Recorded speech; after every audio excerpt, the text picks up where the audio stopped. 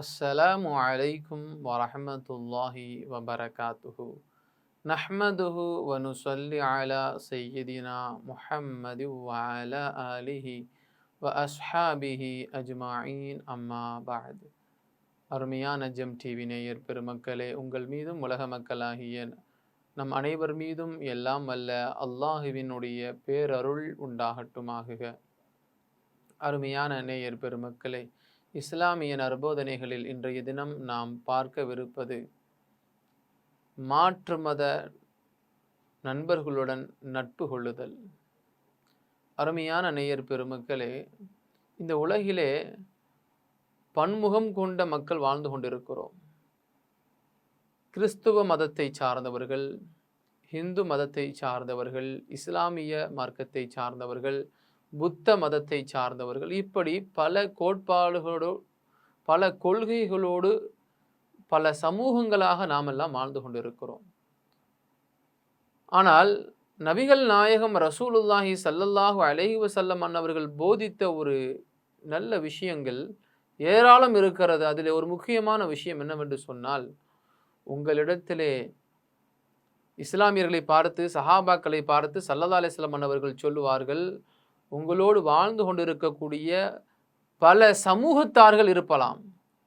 அவர்கள் கிறிஸ்தவர்களாக இருக்கலாம், யூதர்களாக இருக்கலாம், புத்திஸ்டுகளாக இருக்கலாம், எத்தகைய மதத்தை சார்ந்தவர்களாக இருந்தாலும் அவர்களோடு நீங்கள் நட்பு வளர்த்து கொள்ளுங்கள் என்று நபிகள் பெருமானார் ஸல்லல்லாஹு அலைஹி வஸல்லம் அன்னவர்கள் சொல்லுகிறார்கள்.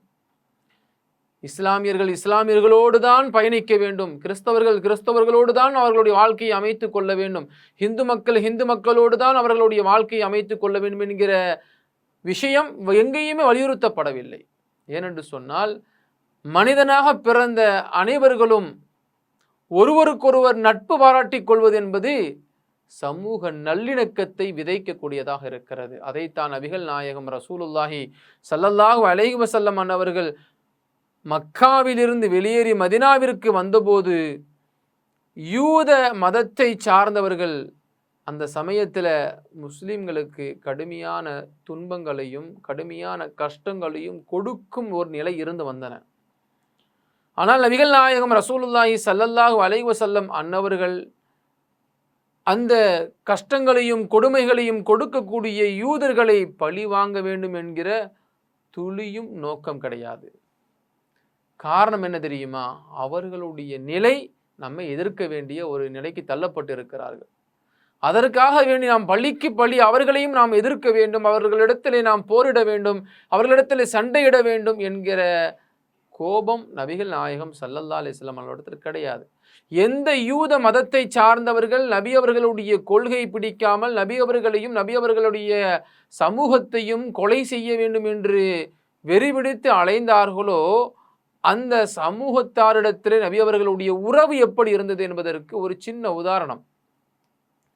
ஸல்லல்லாஹு அலைஹி வஸல்லம் அன்னவர்கள் ஒரு இறை தூதராக இருக்கிறார்கள். நபி அவர்களிடத்தில் அதிகமான மக்கள் பேச ஆசைப்படுவார்கள், அவர்களுக்கு ஏதாவது பணிவிடை செய்ய ஆசைப்படுவார்கள்.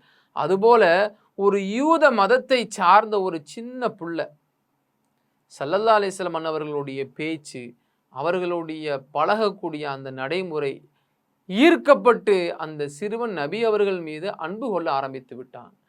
அந்த சிறுவன் மீது நபிகள் பெருமானார் ஸல்லல்லாஹு அலைஹி வஸல்லம் அன்னவர்களும் அளவு கடந்த அன்பு காட்ட ஆரம்பித்து விட்டார்கள். அந்த அளவிற்கு நகமும் சதையுமாக ஒருவருக்கொருவர் அன்பை வெளிக்காட்டக்கூடியவர். நபி அவர்கள் இஸ்லாமிய கொள்கையை பின்பற்றக்கூடியவர். அந்த சிறுவனோ யூத மதத்தை சார்ந்தவனாக இருக்கிறார்.